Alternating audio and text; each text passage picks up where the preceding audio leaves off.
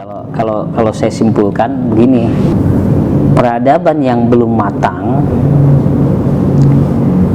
dia akan cenderung untuk mengusahakan sesuatu yang dibutuhkan secara darurat saja, yaitu tentang kebutuhan pokok saja.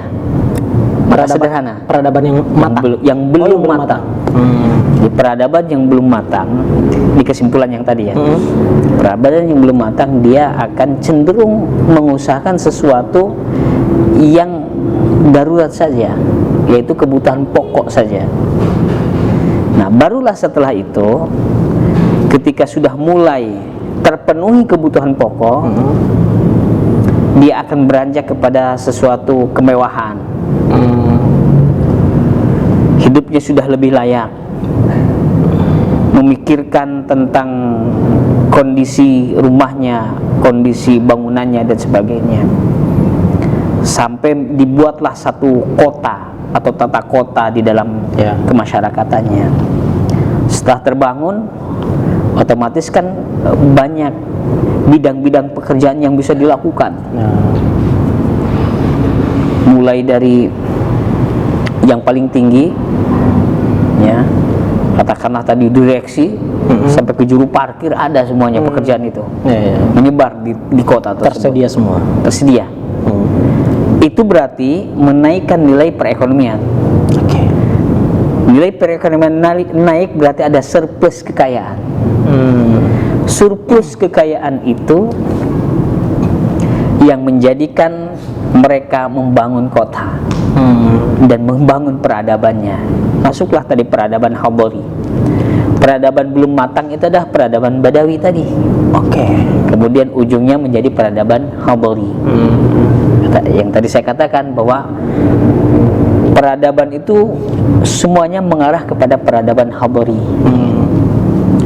Tapi justru peradaban Hadhari itu adalah titik awal terjadinya kehancuran dan kemunduran secara etis dan juga menyebar secara sosial material. Padahal semuanya sudah diperoleh, Ustaz, ya? Betul, sudah diperoleh. Modernisasi kurang lebihnya sudah ada ini, ya kan? Lebih canggih lagi misalnya. Betul, sampai terjadi tadi peradaban yang civil culture. Ya, tapi justru ini malah kemudian menjadi titik awal kehancuran. Titik kehancuran lagi karena nanti ada siklus peradaban itu. Berarti ada peradaban baru lagi. Iya, betul. Nanti akan dimunculkan lagi. Sebenarnya itu adalah konsep Ibnu Khaldun secara analitik. Dia mengambil dari konsep Quran, wa tilkal ayyam nudawwiluha bainan nas. Karena hari itu, zaman itu, masa itu akan Allah pergulirkan di antara manusia. Sebenarnya logis. Yang dilakukan penelitian empiriknya Ibnu Khaldun sebenarnya logis dan itu diaminkan oleh Al-Quran itu sendiri. Nah, Ibnu Khaldun membuat dua aspek kenapa terjadi peradaban demikian. Gejala apa sih yang menjadikan demikian? Yaitu terjadinya peradaban dari belum matang kepada yang matang, atau peradaban dari Badawi ke Hadhari itu. Dua aspek kata Ibnu Khaldun. Pertama aspek intelektualitas, yang kedua aspek kehewanan dan nutritif. Lucu ya. Bahasa dia dengan hayawaniyah. Jadi ada aspek intelektualitas yang terus bergulir dan terus bertambah, berkembang gitu ya? Berkembang, karena memang manusia diberikan satu senjata yang paling ampuh, yaitu intelektualitas itu, akal ya, akal itu, nalar itu yang untuk membangun peradaban. Yang kedua adalah aspek kehewanan dan nutritif itu. Bila mengatakan dengan hayawaniyah. Nah, aspek kehewanan dan nutritif ini cenderung lebih dikedepankan daripada aspek intelektualitas. Ini lebih mendesak dibanding dengan intelektualitas. Bahasa kasarnya sifat kebinatangannya akan lebih cenderung dikedepankan gitu. Betul, sifat kebinatangan dan mencari nutrisi, gizi untuk tubuh secara zahir ya. Sifat kehewanan di sini yang dimaksud adalah nafsu yang begitu memuncak, yang menjadikan manusia itu ingin terus berubah ke arah menurut yang mereka inginkan. Aspek kedua ini cenderung didahulukan, Tidak, aspek intelektualitas ini di belakang. Oke. Ya contoh kecilnya begitu, ketika orang ditanya, kamu suka calon presiden A apa B? Dia nyebutkan dulu aja kesukaannya dulu. Ini ada aspek kehewanan dulu. Ya. Nafsunya dulu, enggak, saya suka A. Nah, soal masalah nanti kenapa, alasannya pikirkan belakangan. Intelektualitasnya belum mikir di belakang. Yang penting mau dulu, yang penting iya dulu, yang penting si A dulu. Nah, belakangan baru kita berpikir. Ya. Tapi justru kata Ibnu Khaldun, aspek kehewanan dan nutritif inilah yang menjadikan orang membangun peradaban. Kalau tanpa ada aspek kehewanan ini, tidak mungkin peradaban itu muncul. Berarti plus minusnya ada. Gitu. Betul. Gitu. Itulah Allah menciptakan hawa nafsu itu di situ agar orang membangun peradaban. Peradaban muncul karena ada sifat kehewanan itu. Coba kalau tidak punya sifat kehewanan, peradaban kita akan jadi peradaban malaikat. Intelektualitas terus. Oke. Peradaban malaikat. Oke. Tapi kalau hanya aspek kehewanan dan nutritif saja, peradaban kita jadi peradaban syaitan. Syaitan. Karena tidak ada intelektualitas, hilang itu. Berarti dua-duanya. Itu jadi penyeimbang. Ketika aspek intelektualitas dan ketika aspek kehewanan dan nutritif ini bersatu, maka jadilah peradaban manusia. Bukan peradaban malaikat, bukan peradaban syaitan. Oke. Jadilah peradaban manusia. Oke. Kadang dia salah, kadang benar, kadang maju, kadang mundur, kadang hidup, kadang hancur. Jadinya sifat manusiawi. Sifat manusiawi, karena memang Allah ingin membangun peradaban manusia. Aspek dua ini harus datang. Oke. Luar biasa ya. Betul. Jadi masing-masing dengan gambar. Oke. Tapi detail sekali gitu ya. Betul. Itu konklusi tadi mengenai masyarakat dan peradaban. Tapi siklus peradaban itu bentuknya adalah melingkar, seperti siklus kehidupan manusia. Jadi siklus peradaban seperti siklus manusia. Bentuknya ya cycle, bentuknya emang melingkar, tapi dari kiri ke kanan. Jadi bentuknya mulai dari lahir, dia tumbuh, dia dewasa, stagnan, degradasi, mati. Saya kasih degradasi pengganti kata tua. Degradasi ya. Jadi penurunan. Penurunan kemampuan. Powernya sudah mulai berkurang. Jadinya betul. Jadi deklarasi. Mulai lahir, degradasi, tumbuh, dewasa, stagnan, degradasi, baru mati. Itu ada siklus peradaban, persis seperti siklus kehidupan manusia. Makanya kata Ibnu Khaldun, tidak ada yang baru di dunia ini. Tidak ada yang baru di punggung bumi. Tidak ada yang baru di permukaan bumi. Seluruhnya adalah pengulangan, repeating aja. Looping kalau bahasa pemrograman komputer itu, looping. Jadi semuanya pengulangan saja. Betul. Pengulangan saja. Oke. Tikrar apa? Bahasanya. Iya, tikrari. Pengulangan saja. Seluruh peradaban akan begitu. Lahir, tumbuh, dewasa, stagnan, degradasi, mati. Lahir, tumbuh, terus begitu. Oke. Jadi menurutnya everything is repeat. Yes. Akan terjadi looping terus. Nah, kadang di situ kita punya otak jahat. Berarti kalau agar hutang kita lunas dan dipailitkan, kita hancurkan dulu. Nanti dibikin lagi peradaban baru. Nah, nanti kita akan bicara juga tentang robohnya peradaban itu. Mungkin kita akan masuk poinnya di situ tuh. Siklus ini tidak akan pernah berubah dan tidak ada yang beda. Yang ada hanya pengulangan atau mungkin formatnya yang berbeda, tetapi fakta fenomenanya itu sama. Formatnya mungkin baru, tapi fakta fenomenanya sama. Nggak ada yang beda. Contoh sekarang gini, kajian seperti ini, majelis seperti ini. Kata siapa ini baru? Sama, secara fakta fenomena 1400 tahun yang lalu sudah dilakukan oleh Nabi. Kita hanya pengulangan saja, cuma formatnya berbeda. Formatnya mungkin diskusi, ada kamera yang mengintai, ya kan? Kemudian disimpan, didistribusikan. Di zaman itu ada Kajiannya aja. Jadi fakta fenomenanya sudah terjadi, kajian ada, ya mungkin tidak di shoot, tetapi ada fakta yang lain bahwa kata Rasulullah yang hadir sampaikan kepada yang tidak hadir, sama aja sudah di share. Kata Rasulullah sudah di share. Betul. Ya kan? Semuanya ada. Ada. Jadi komennya fakta juga ada waktu itu. Cuma subscribe-nya jangan. Jadi fakta fenomenanya ada. Ya. Hanya pengulangan saja. Coba ada yang tidak pengulangan. Sama semua. Betul. Maka sejarah menjadi panduan. Agar kita tidak terjatuh kepada sesuatu. Pasti lubangnya akan sama lagi.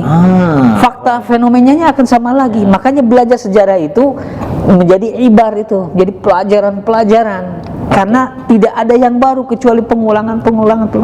Siklus peradabannya hanya sama saja. Itulah yang dimaksud oleh Ibnu Khaldun dalam memberi judul bukunya sebagai kitabnya sebagai Al-Ibar gitu. Al-Ibar. Karena di sananya banyak pelajaran yang bisa kita lihat, yang kita bisa ambil, kita bisa pahami dan bisa kita lihat posisinya itu di fenomena sekarang. Tidak akan ada yang berubah.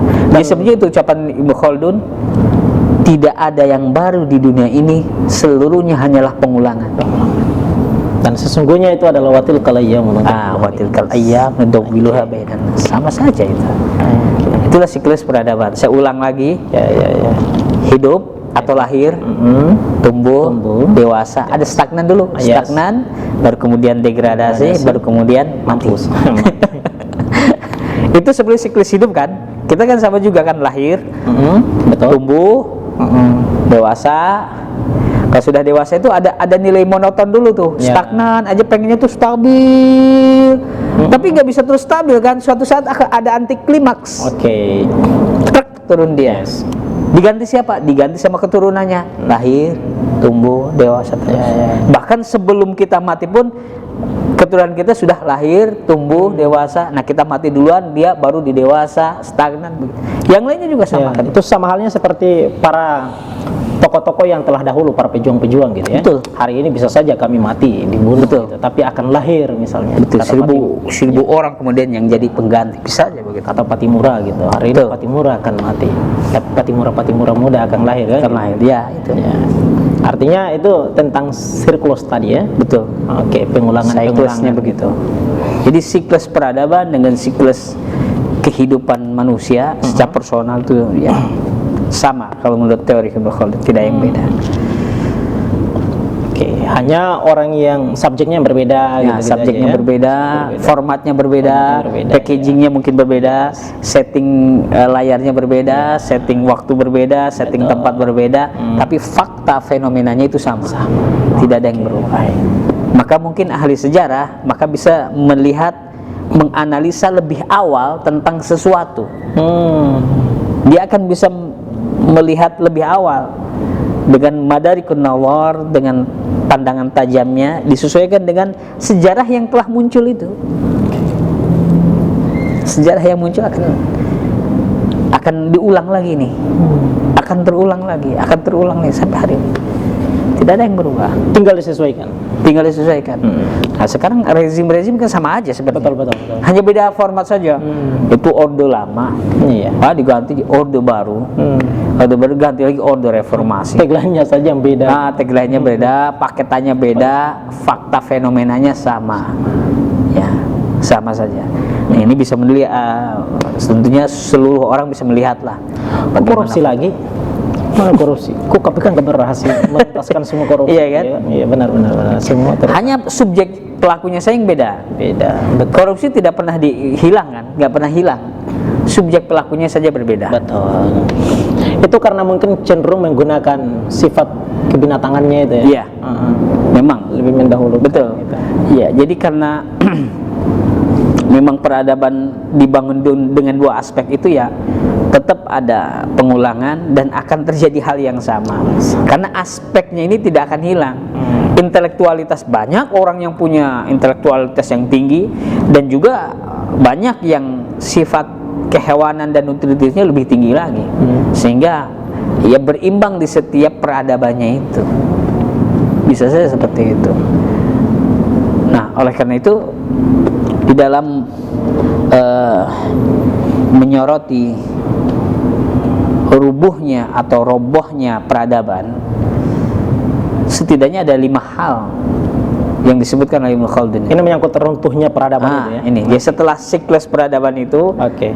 kita berbicara tentang runtuhnya peradaban itu. Yang pertama, dan nanti coba disesuaikan dengan negara antah barat. Yang pertama, runtuhnya peradaban diawali dengan adanya ketidakadilan dan jurang perbedaannya makin lebar, yang kaya dan yang miskin. Ini empirik ini, yang disampaikan Ibnu Khaldun di hasil penelitian ilmiahnya dia. Peradaban kalau sudah mulai runtuh, mulai mau runtuh nih, sudah mulai melemah kepada nilai kehancuran, adanya ketidakadilan yang terus jurang perbedaannya makin melebar, khususnya di masalah tatanan yang miskin dan yang kaya. Jadi specifically ini ya, Betul. soal masalah kaya dan miskin. Betul. Gitu. Karena loh, kok bisa begitu? Ya, demo besar-besaran, ya. Kemudian terjadi tadi revolusi, dulu kan revolusi dikarenakan ada kelas-kelas itulah bahasanya itu, ya. Ada kelas borjuis dengan kelas proletarnya yang terlalu jauh, atau dua-duanya memang sudah tegang. Artinya yang kaya itu memang menginginkan nilai nilai feodalnya yang tinggi, yang di bawah pengen nilai egaliternya yang tinggi, sehingga tidak akan pernah nyambung. Ya, benar. Yang kaya tetap dia dengan kehormatan dirinya adalah lebih tinggi daripada yang miskin. Nah, ketidakadilan ini diakomodir oleh negara. Ya biarkan saja terjadi itu di tengah-tengah fenomena masyarakat kita. Dipelihara, dibiarkan tumbuh subur. Iya. Demo ya silakan yang demo. Yang membela diri ya silakan membela diri. Terus tumbuh. Prosesnya itu terjadi dan terus tumbuh. Bahkan tadi makin melebar tuh kedagangannya. Ya katakanlah di Indonesia saja orang kaya itu kan tidak lebih dari 5%, Pak. Dari 100% loh, nggak nyampe 5%. Pengusaha itu nggak nyampe di 2%. Pengusaha nggak lebih dari 2%. Dan sekarang yang 98%-nya jadi apa gitu? Ya, lihat faktanya saja, kemiskinan bertambah di Indonesia itu. Nah, kita artinya melakukan keterkaitan dengan penelitian ilmiahnya Ibnu Khaldun, justru dia menempatkan poin pertama itu adalah tentang ketidakadilan kaya dan miskin itu, dan dipelihara oleh penguasa di tengah-tengah masyarakat. Dibiarkan saja seperti itu. Lah silahkan aja, miskin ente karena nggak pernah kerja sih. Yang kaya biarin aja. Emang dia kalau udah modal banyak, punya usaha banyak, untung banyak lagi, ya biarkan saja. Nah, pemerintah tidak hadir untuk menengahi agar tidak terlalu timpang. Karena ini akan pasti jadi jurang pasti, dan jadi jurang kehancuran itu. Itu poin pertama. Nah, poin kedua, terjadinya aniaya dan kezaliman. Aniaya dan kezaliman. Aniaya dan kezaliman. Kalau kezaliman itu frase paketan pemerintah. Jelas. Kalau aniaya, kita sebut aniaya itu karena ada kelompok kuat minoritas menghajar kelompok mayoritas yang lemah. Maka muncullah aniaya. Gimana? Minoritas? Kelompok kuat minoritas menghajar kelompok lemah mayoritas. Terjadi tidak ya? Artinya silakan aja kaitkan dengan fenomena hari ini. Yang kita sampaikan adalah fakta empiris yang disampaikan oleh Ibnu Khaldun. Betul. Ya? Ketika terjadinya keruntuhan peradaban, tinggal dicocokkan saja dengan yang cocokkan mana. saja yang mana. Mungkin ada negeri di mana gitu yang mungkin mirip. Ada sepertinya di negeri Wakanda itu ada. Ya, negeri itulah ya. Ini aniaya kelompok besar, kelompok kuat, minoritas. Tapi mampu menghajar kelompok mayoritas yang lemah. Oke. Nah, kita nggak usah takut menyebutkan katakanlah dengan ada kelompok oligarki, bisa aja dengan kalau bahasa pemahaman hari ini. Ya, betul. Hajar saja dengan bahasa kelompok oligarki yang menghajar kelompok proletar, proletar yang dihajar.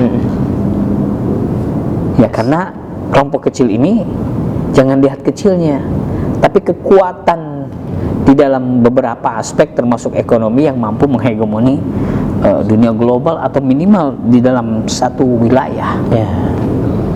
Ini akan muncul aniaya pasti. Okay. Sejak kapan itu buruh, sejak kapan karyawan itu akur dengan perusahaan? Tidak ada sebenarnya. Betul. Karena punya interest yang berbeda-beda. Interest pengusaha itu adalah untung sebesar-besarnya kalau bisa buruh tidak usah kaya atau ditekan seminimal mungkin. Mendapat selayaknya saja. Iya, ya itu yang paling bagus. Selayaknya itu udah paling sesuai bagus dengan kerjanya gitu. Betul. Okay. Itu yang paling bagus, Pak. Yang paling bagus. Nah, kalau bisa kan seminimal mungkin. Oke. UMR itu masih layak lah. Masih layak. Ada kan yang di bawah gitu. gitu. Harian. Nah, itu buruh atau karyawan justru menginginkan adalah mereka bisa sejahtera mungkin, ya kan? Jadi dua motivasi yang bertolak belakang, satu ke utara, satu ke selatan, satu ke timur, satu ke barat. Jadi sebenarnya tidak bisa disatukan itu dua kelompok ini, kelompok pengusaha dan kelompok buruh atau kelompok karyawan. Makanya ada aturan, kalau aturannya ini timpang, kemana yang dia keberpihakannya? Ke kanan apa ke kiri? Begitu lagi kan. Contoh Thailand, contoh Vietnam, dia menggunakan trap. Apa itu trap itu? Jebakan. Menggunakan jebakan buruh dengan buruh yang lebih murah, dengan harga yang lebih murah, agar investor bisa masuk kan. Biar investor banyak masuk dari luar, dia menanamkan investasinya di negara itu dengan mempertimbangkan harga buruh yang murah. Di Indonesia terlalu mahal, jadi investor jarang masuk. Investor pindah. Padahal sudah ayo masuk, wah nggak ada yang masuk, mahal. Ya karena tadi memang motivasi pengusaha dengan motivasi karyawan kan memang bertolak belakang. Ya, nah makanya terjadilah aniaya dan kezaliman itu. Kalau kalau penguasa tidak mampu mengakomodir, menekan aniaya itu, ya, menekan kelompok minoritas yang kuat, menekan agar tidak melakukan aniaya terhadap kelompok besar yang lemah, ya. Penguasa harus hadir. Menengahi ya. Kalau dia tidak hadir maka jatuh juga ke dalam kezaliman kan. Makanya aniaya dan kezaliman ini juga bagian aspek kedua, satu paket. Karena pengusaha ini ujungnya ingin jadi penguasa. Pengusaha kalau tanpa jadi penguasa itu belum afdol. Iyalah, betul. Belum afdol dia. Nanti usaha-usaha malah nggak bisa diakomodir kan. Betul.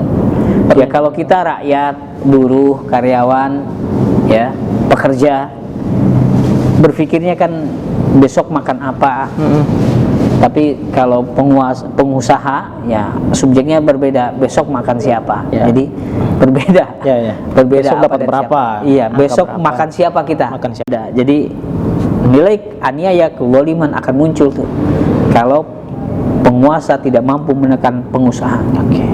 Ini poin kedua tuh. Kita relatekan saja dengan fenomena ini dengan sekarang. Apakah masih relevan model begitu? Ini 1406 loh. Ya.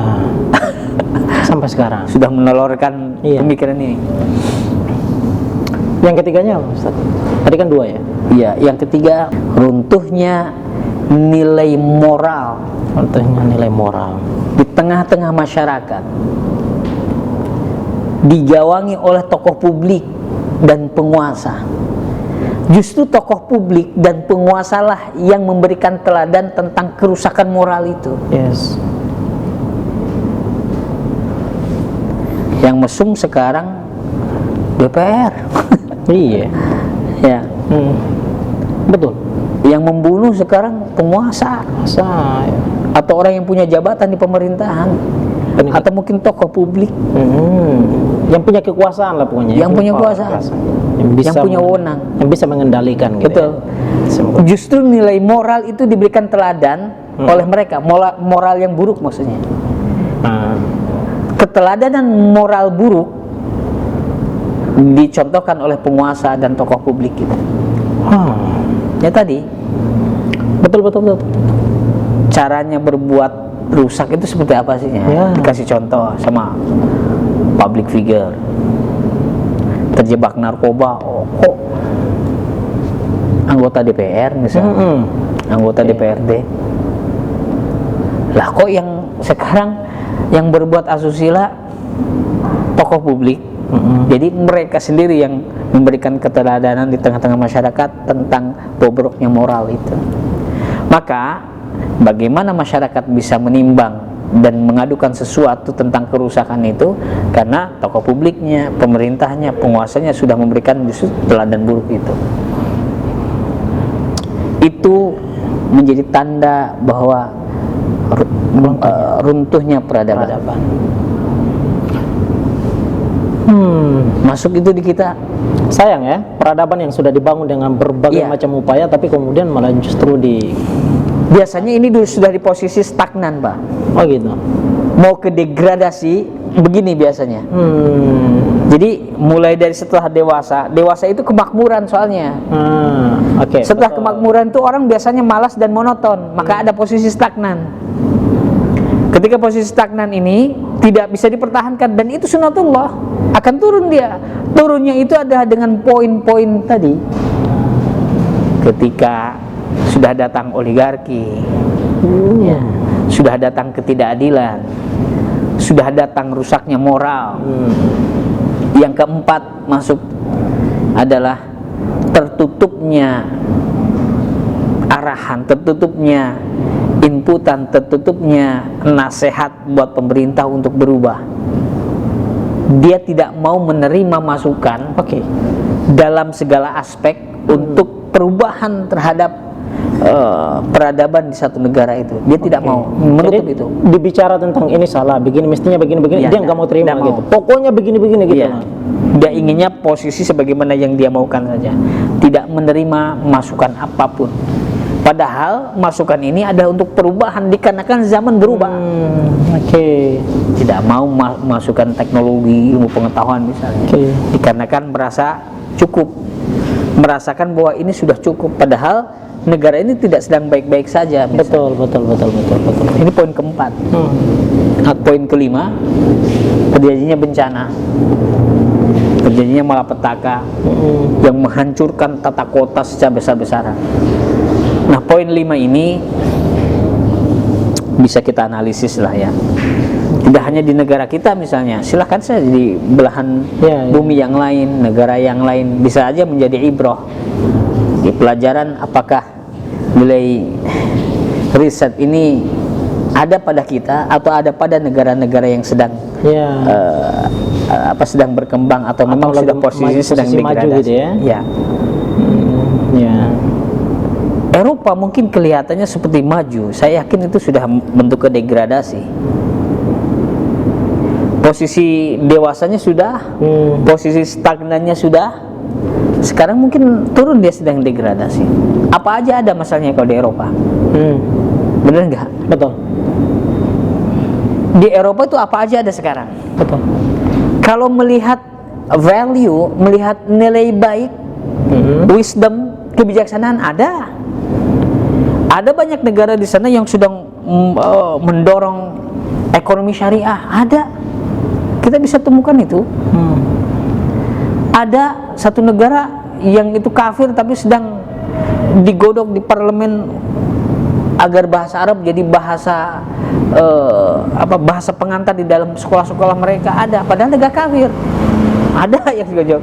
Jadi ada nilai atau value wisdomnya itu muncul. Yang baik nih, yang buruk juga tidak jauh lebih kecil, artinya lebih banyak lagi. Apa saja, coba saja. Gudangnya LGBT ya Eropa. Gudangnya kerusakan moral ya ada juga di Eropa. Gudangnya pembantaian juga ada di sana. Gudangnya konflik SARA juga ada di sana. Gudangnya kehancuran dari sisi peperangan ada di Eropa. Jadi kalau dilihat beberapa poin dari poin-poin Ibnu Khaldun yang disampaikan, bisa saja itu sebenarnya Eropa sudah masuk dalam degradasi, posisi degradasi. Yes. Hanya posisinya adalah tergantung lahir, tumbuh, berapa lama dia tumbuh.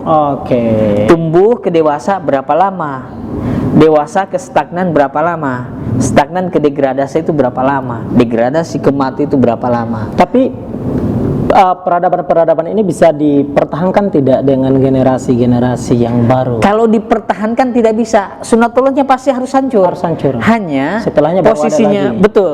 Hanya posisinya adalah berapa lama itu hancur, berbeda. Artinya tidak setiap peradaban dengan posisi hancurnya itu dengan durasi yang sama. Oh iya ya, oke.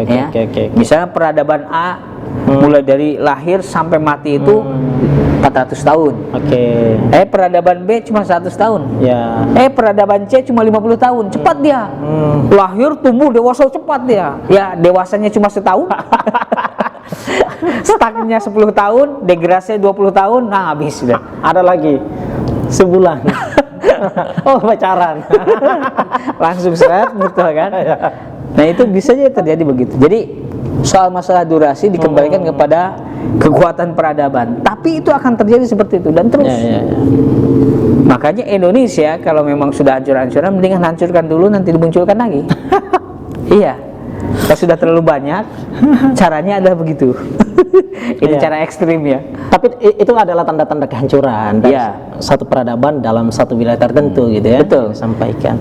Tapi kalau tanda-tanda ini ketika kemudian disinkronisasikan, saya lebih cenderung melihat tanda-tanda ini berada pada negeri Konoha yang memang ya pemimpinnya cenderung untuk membatasi informasi-informasi baik yang itu muncul dari publik padanya itu, Ustaz. Bahwa ini sebetulnya nggak boleh seperti ini. Ketimpangan sosial ini nggak boleh dipelihara. Oligarki jangan terlalu dipelihara, misalnya kan, sekali. Keadilan ada banyak yang kemudian bicara tentang keadilan gitu. Oh ini kok misalnya penegak hukum kok kemudian moralnya rusaknya minta ampun gitu. Yang semestinya mereka memiliki tugas adalah memberikan edukasi baik. Yang pertama adalah menyangkut soal masalah bagaimana proses penegakan hukum itu berlangsung gitu misalnya. Atau bagaimana menjalankan norma-norma itu berlangsung misalnya. Tapi malah justru sebaliknya, mereka lah yang kemudian menunjukkan bagaimana cara untuk menjalankan norma-norma, menyikapi tindakan-tindakan ini misalnya, ya kan. Nah, saya kira di negeri Konoha itu banyak sekali, Ustaz. Iya. Dan mungkin saja ya 1-2, tapi enggak juga. Saya yakin poin sudah ada semua. Ya udah, hancur aja dulu. Ya kan? Saya yakin kayaknya poin-poinnya sudah komplit juga di situ tuh. Cuman kita menunggu saja gitu ya. Menunggu aja. Tadi sudah sampai mana siklusnya. Bisa saja saya katakan begini, ini ekstrim maksudnya. Si negeri Konoha ini sudah lahir. Ini lahir kan sudah. Benar.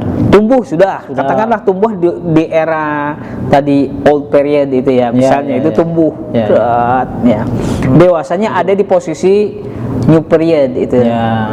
Nah, stagnannya ada di posisi transition period itu.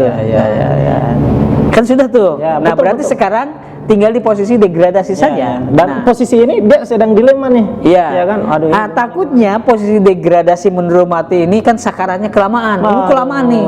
Sakaratnya 100 tahun. Dia lagi nunggu sakratul maut. Iya, sakaratnya 100 tahun. Jadi kalau dari mulai itu lahir tumbuh 10 tahun, tumbuh dewasa 10 tahun, dewasa ke stagnan itu 10 tahun, tapi dari stagnan ke degradasi 100 tahun. Ini sakaratul mautnya kelamaan. Ya. Sampai kurus, sampai udah susah lah itu, pokoknya stroke habis dah. Baru mati. Nah, sakaratnya yang lama, bisa saja begitu. Aduh. Setiap peradaban kan akan berbeda-beda. Tapi tetap siklusnya sama. Nah, ini kita diaminkan tuh. Cycle dari peradaban itu ya modelnya begini.